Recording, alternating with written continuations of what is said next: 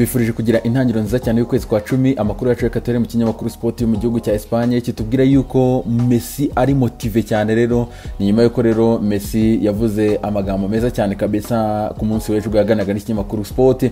Hanyuma ikinyamakuru karekera tubwira yuko Messi rero aya magambo ye ya motive groupe rwose ngifite umwuka mushya mu gihe umutoza Ronald Koeman rero nawe mu kiganiro wakora ategura match afitanye na Celta Vigo kuri uyu munsi akavuze ko rero message ya Messi iri positive kabisa kandi ni byiza bwo kapiteni yasabye yuko abantu bashyira hamwe. Nako kandi uyu munsi Barcelona igomba gukina ikipe ya Celta Vigo ku isaha ya 3 n'igice, ari nako kandi ikinyamakuru kitubwira ko Sergio Dest uyu munsi akaba aribwo ari buze kuza kuba aba officialize nk'ikipe ya FC Barcelona. Uyu munsi kandi ikinyamakuru kiratubwira yuko ikipe ya Barcelona igomba kuza kugira tirage au sort ya Champions League ikomeye cyane nafe gukurikirana cyane. Ikinyamakuru Mundo Deportivo kikatubwira ati rero urugendo rundi kabisa ku ikipe ya FC Barcelona rero iri kugenda ishyiramo abakinnyi bakiri batoya cyane. Rero ari nako umutoza Ronald Koeman yavuze ngo Dest azabagirira akamaro gakomeye cyane. Umusore rero araza kuba yofficializwa uyu munsi mu ikipe ya FC Barcelona.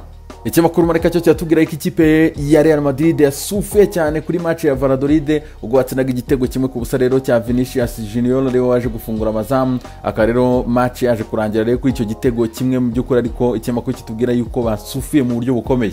Ikinyamakuru AC kiravuga ati Vinicius niwe mucunguzi, akaba rero uyu munya Brazil rero waje gufasha ikipe ya Madrid gutsinda Valladolid igitego kimwe ku busa.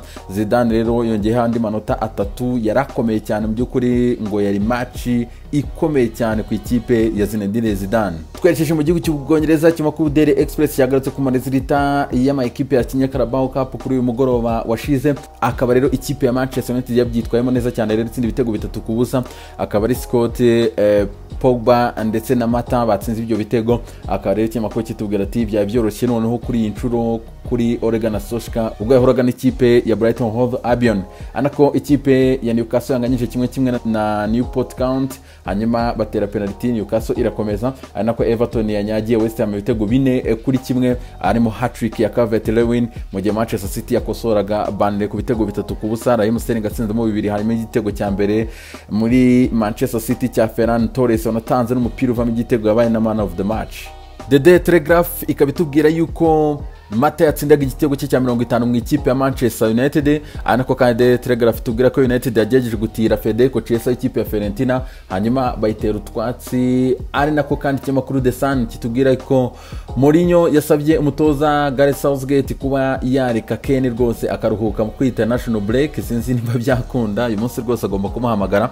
Anako kandi The Sun itubwira yuko Man United iri kugerageza kuvugana na Barcelona kureba ko babatiza Ousmane Dembele nyuma yuko ibya Jadon Sancho biri kugenda bigura intege mu by'ukuri.